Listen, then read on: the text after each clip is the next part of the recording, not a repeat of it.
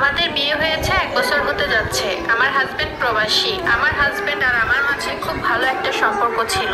বলা যেতে পারে একজন আদর্শ হাজবেন্ডের ভিতরে যে কয়টা ভালো গুণ থাকা দরকার সব কয়টাই আমার প্রবাসী স্বামীর ভিতরে ছিল। যদিও সে প্রবাসী, কিন্তু আমার কোনটাতে ভালো লাগে, কোনটাতে খারাপ লাগে, কোনটাতে আমার অস্বস্তি হয় সবকিছুই সে খেয়াল রাখতো। গত 2 দিন আগে আমার জন্মদিন ছিল, যার কারণে আমার প্রবাসী স্বামী আমার এক ভাইয়ের মাধ্যমে কিছু উপহার এবং কেক পাঠিয়ে আমাকে সারপ্রাইজ দেয়। আর এগুলো দেখার পর আমি অনেকটা খুশি হয়ে যাই। কিন্তু এগুলো দেখার পর আমার শাশুড়ি আর ননদ তেমন একটা খুশি হয়নি। তাদের মুখ কালো ছিল, ভীষণ অখুশি ছিল। বলে রাখা ভালো, আমার বড় ননদ আমার শ্বশুর বাড়িতেই থাকে। আমার বড় ননদের 2টা মেয়ে নিয়ে আজ এই 5 বছর ধরেই আমার শ্বশুর বাড়িতে সে আছে। যাই হোক, সেদিন পুরো রাত দিন মুখ গোমরা করেছিল সবাই। গতকালকে একটু ঝামেলা হয় আমার ননদকে নিয়ে। আমার ননদ সংসারের একটা কাজও করে না। আমি রান্না করতেছিলাম, এসব নিয়ে আমার হাজবেন্ড কল দিয়ে অনেক কিছু বলে যা আমি জানতাম না। আমি ঘরের বউ, আমি কাজ করব আমার সংসারে, এটাই স্বাভাবিক। কিন্তু দিন দিন কাজের মাত্রা আমাকে দিয়ে একটু বেশিই করাতো। আমার ননদের 2 মেয়ের জামা কাপড় ধোয়া, তাদের খাবার রান্না করা সবকিছু আলাদাভাবে আমাকেই করতে হতো। সারাদিন কাজ করার পর একটু রেস্ট নেওয়ারও সময় পেতাম না। ননদের 2টা মেয়েকে আমার কাছে রেখে সে প্রায় সময় বাইরে চলে যেত।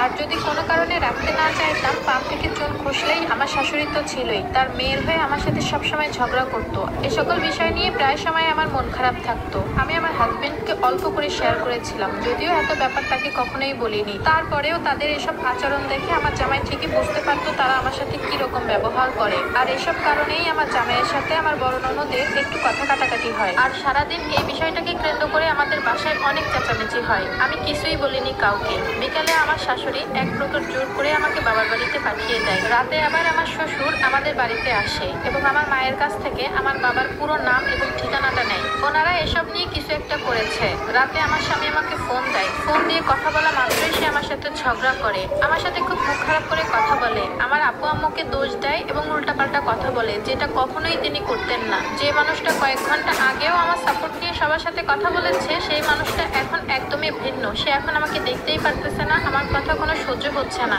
আমার শাশুড়িরা যে জাদু তাবিজ করে সেই প্রমাণ আমি এর আগেও পেয়েছি। ওনারা শুধু বাবা মায়ের নাম নিয়েই কিভাবে সব করে ফেলতে পারে।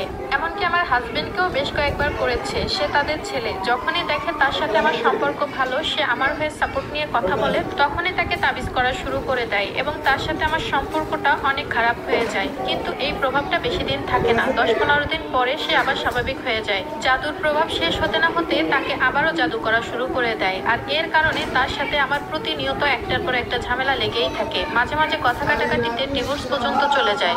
আমি এসব বিষয় নিয়ে অনেক চিন্তায় আছি। দিন দিন মনে হয় নিজে পাগল হয়ে যাব। খাইতে ইচ্ছা করে না, মাঝে মাঝে আমারও অনেক কিছু ভালো লাগতেছে না। হাজবেন্ডও এখন তেমন একটা ফোন দেয় না। যতদিন তার উপর প্রভাব থাকে তার সাথে কোনো ভালো কথাই আমার হয় না। জানি না এসব তারা কতদিন করবে। যদি আমাকে ভালো নাই লাগতো তাহলে কেন বিয়ে করে আনিয়েছে? আমি তো তার ছেলের হাত ধরে একা একা চলে আসিনি। তারা দেখে শুনে আমাকে এনেছে, কিন্তু আমার সংসারে এতটুকু শান্তি দিচ্ছে না তারা। এই জাদু টোনাগুলো আসলেই সত্যি। আমি আমার ননদকে অনেক আগে একবার করতে দেখেছিলাম, আর আমার ননদ আমার শাশুড়িকে বেশ খুঁচিয়ে খুঁচিয়ে এগুলো করতে নিয়ে যায়। আমার শাশুড়ি প্রথমে রাজি না থাকলেও এখন তার কথা উঠে আর বসে। এখন আপু, আমি চাই আমার সংসারটা